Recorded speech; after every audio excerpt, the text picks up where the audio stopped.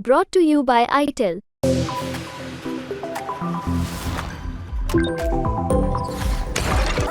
NOTA से जुड़ी एक याचिका पर सुप्रीम कोर्ट ने शुक्रवार को चुनाव आयोग को नोटिस जारी किया है। ये याचिका लगाई है मोटिवेशनल स्पीकर शिव खेड़ा ने। इस याचिका में चुनाव आयोग को ये निर्देश देने की मांग की गई है कि अगर नोटा यानी नन ऑफ द अबव को किसी कैंडिडेट से ज़्यादा वोट मिलते हैं तो उस सीट पर हुए चुनाव को रद्द कर दिया जाए, साथ ही नए सिरे से चुनाव कराया जाए। इस याचिका में ये नियम बनाने की भी मांग की गई है कि नोटा से कम वोट पाने वाले उम्मीदवारों को 5 साल के लिए सभी चुनाव लड़ने से बैन कर दिया जाए, साथ ही नोटा को एक काल्पनिक उम्मीदवार के तौर पर देखा जाए। फिलहाल ये व्यवस्था है कि प्रत्याशियों में सबसे ज़्यादा वोट पाने वाले को विजेता माना जाता है।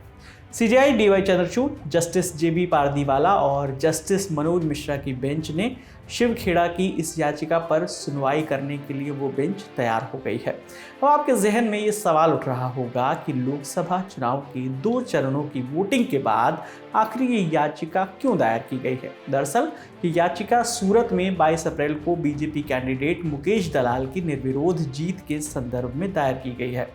यहाँ से कांग्रेस कैंडिडेट नीलेश कुंभाणी का नॉमिनेशन रद्द हो गया था। उनके नॉमिनेशन में गवाहों के नाम और हस्ताक्षर में गड़बड़ी थी।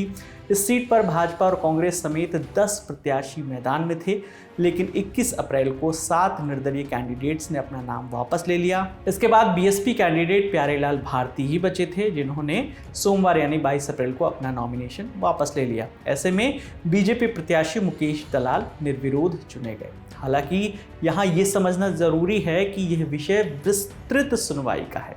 इस याचिका का असर सूरत सीट के नतीजे या मौजूदा लोकसभा चुनाव के किसी भी पहलू पर नहीं पड़ेगा। अब आपको नोटा के बारे में बता देते हैं।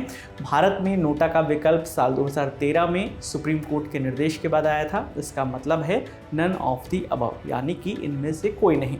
नोटा एक वोटिंग ऑप्शन है जिसके तहत मतदाता किसी भी प्रत्याशी की पसंद न आने पर इस विकल्प को चुन सकते हैं।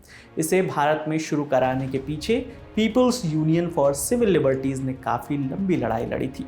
भारत में नोटा राइट टू रिजेक्ट के लिए नहीं है। मौजूदा कानून के मुताबिक नोटा को ज़्यादा वोट मिलते हैं तो इसका कोई कानूनी नतीजा नहीं होता है।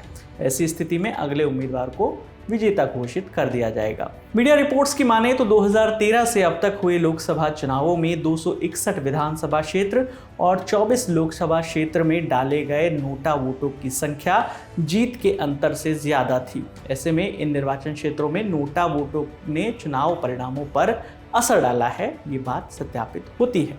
इस पूरी खबर पर आपकी जो भी राय है आप हमें कमेंट सेक्शन में ज़रूर बताइएगा। मेरा नाम है विकास वर्मा, देखते रहिए दी लालर टॉप। शुक्रिया।